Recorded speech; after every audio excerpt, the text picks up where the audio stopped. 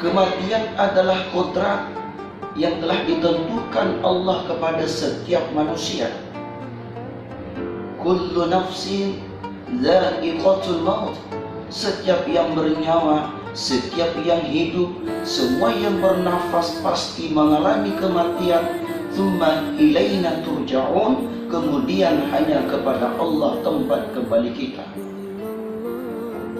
Kita manusia kembali menghadap Allah untuk mempertanggungjawabkan semua perbuatan kita, semua kelakuan kita, kecil, besar, baik dan buruk, kelak di alam akhirat dimintai pertanggungjawaban oleh Allah, dan Allah pasti berikan balasannya.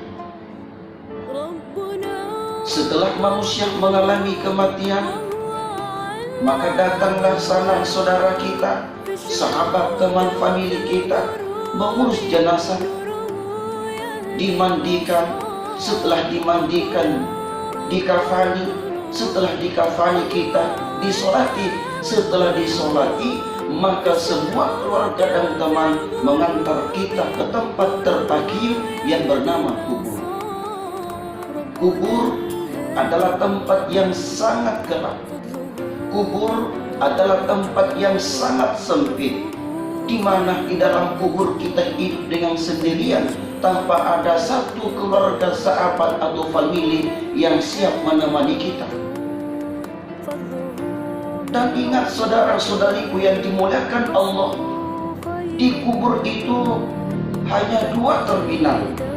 Kalau bukan taman-taman surga, asap lihat kubur.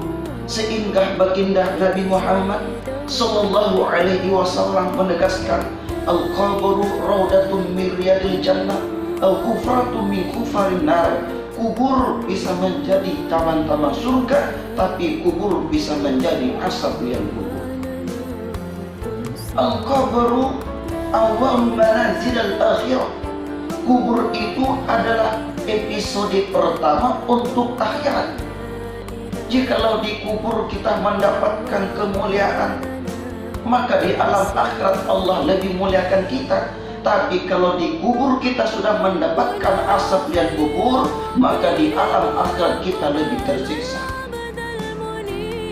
Bapak, Ibu, saudara-saudariku yang dimuliakan Allah Subhanahu wa Ta'ala,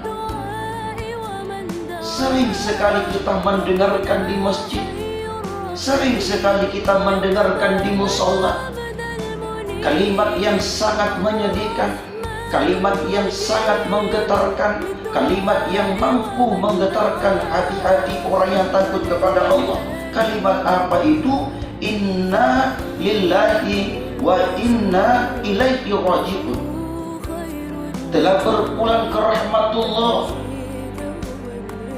telah meninggal dunia pulang bin pulang, dan tempat yang pertama dilaluinya, tempat yang pertama dilewatinya adalah kuburan.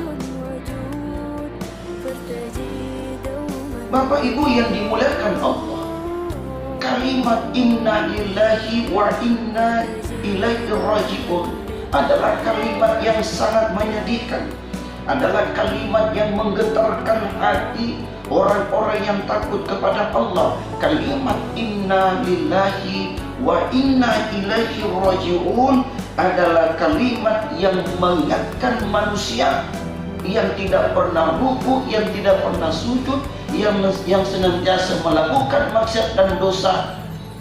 Ini kalimat yang mampu mengingatkan kita. Kubur tidak mengenal presiden dan wakil presiden. Kubur tidak mengenal gubernur dan wakil gubernur. Kubur tidak mengenal bupati dengan pangkat bupatinya. Kubur tidak mengenal wali kota dengan pangkat wali kotanya. Kubur tidak mengenal camat, lurah, RT, RW. Apalagi kita yang tidak punya jabatan. Allah menyindir kita. Di dalam Al-Quran Allah tegaskan, alaiha malaikatun ghilasun syidad. Kata Allah, di dalam kubur itu ada dua malaikat yang sedang menanti kita. yang tidak pernah bosan, yang tidak pernah jenuh menunggu kedatangan kita manusia, yang tidak pernah bosan menunggu kedatangan umat Nabi Muhammad sallallahu alaihi wasallam. Siapa sih namanya malaikat itu? Kita sudah pasti tahu. Munkar wa nakir. Munkar wa nakir di dalam kubur siap bertanya kepada kita semua. Makanya setelah jenazah dikuburkan, setelah pengantar jenazah pulang ke rumah masing-masing, 3 langkah pengantar jenazah dari kubur, maka datanglah munkar wa nakir yang siap bertanya kepada kita.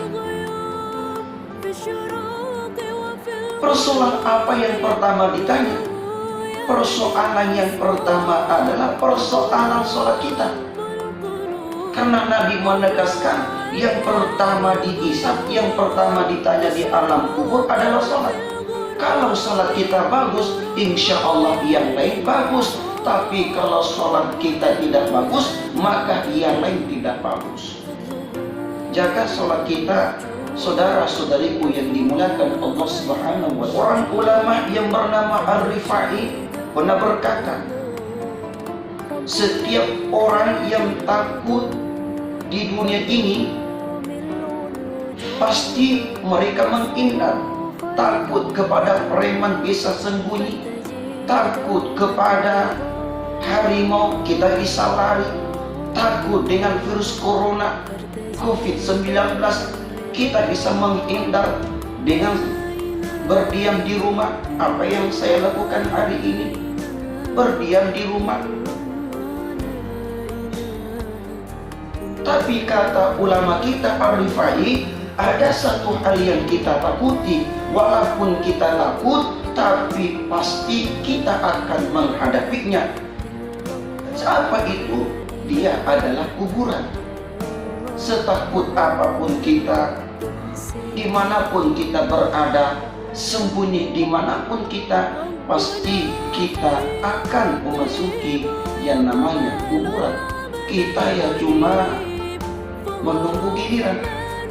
Kalau bukan besok giliran kita, boleh jadi minggu depan. Kalau bukan minggu depan giliran kita, boleh jadi bulan depan.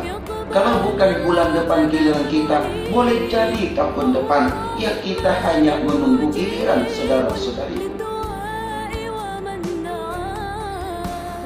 Mari kita mencoba merenung saudara-saudara kita yang sudah meninggal dunia. Dulu semasa hidupnya senyuman begitu indah, tetapi hari ini di dalam tanah, di dalam kuburan, senyumnya pun tidak ada. Coba kita lihat sanak saudara kita, semasa hidupnya perkataannya begitu fasih, lancar, lincah dalam berbicara, tetapi hari ini mulut dan lidahnya dimakan oleh cacing tanah. Semasa hidupnya giginya begitu rapi, bersih dan putih, tetapi hari ini giginya tertanam oleh tanah di dalam kuburan. Kubur tidak bisa berteriak seperti kita. Kubur tidak punya mata dan telinga, tidak bisa menoleh kanan dan ke kiri. Tetapi demi Allah, saudara-saudariku, ancaman kuburan lebih dahsyat dari siapapun di dunia ini. Umar bin Abdul Aziz pernah mengurus jenazah keluarganya. Setelah dikuburkan, maka kuburan ini memanggil Umar bin Abdul Aziz. Apa sih panggilan kubur kepada Umar bin Abdul Aziz? Kubur memanggil, wahai Umar bin Abdul Aziz, maukah kau beritahu apa yang aku lakukan kepada umat Rasulullah? Mereka ketika hidup di dunia berleha-leha, lupa Allah, lupa Rasul, tidak berpuasa, banyak melakukan kemaksiatan di dunia, mati sebelum taubatnya. Lalu Umar bin Abdul Aziz berkata, apa yang kamu lakukan kepada mereka? Maka kuburan berkata, aku akan robek-robek badannya, akan kumakan dagingnya, kuminum darahnya. Setelah mendengarkan ancaman kuburan ini, maka Umar bin Abdul Aziz meneteskan air matanya. Kubur adalah tempat yang sangat sempit, saudaraku. Maka luaskan kuburan kita dengan memperbanyak silaturahim. Jaga silaturahim kita, karena mampu memberikan manfaat dunia wal akhirat. Kubur adalah tempat yang sangat sempit. Kubur adalah tempat yang sangat gelap gulita. Maka terangilah kuburan yang gelap gulita itu dengan sholat tahajud kita, dengan ibadah sholat wajib kita. Kubur adalah tempat di mana binatang menjijikan. Maka racuni binatang-binatang menjijikan itu dengan sedekah zakat kita. Dan jangan lupa, saat sedekah, infak dan zakat dilandasi dengan kekuatan ikhlas. Kubur adalah tempat di mana malaikat Munkar wa Nakir bertanya, maka jagalah ibadah sholat 5 waktu kita. Mari kita berlindung kepada Allah dari siksaan alam kubur. Semoga di alam kubur Allah luaskan kuburan kita sejauh mata memandang. Kuburan kita menjadi taman-taman surga. Tidur kita seperti tidurnya pengantin baru. Karena di kubur, saudaraku yang dimuliakan Allah, menunggu datangnya hari pembangkitan, menunggu datang hari kiamat. Kalau misalkan hari pembangkitan, hari kiamat datang 1000 tahun, 2000 tahun, maka penantian yang begitu lama. Tetapi subhanallah, orang beriman, orang beramal soleh, orang yang bertakwa, penantiannya di kubur itu bagaikan satu hari, tidak terasa.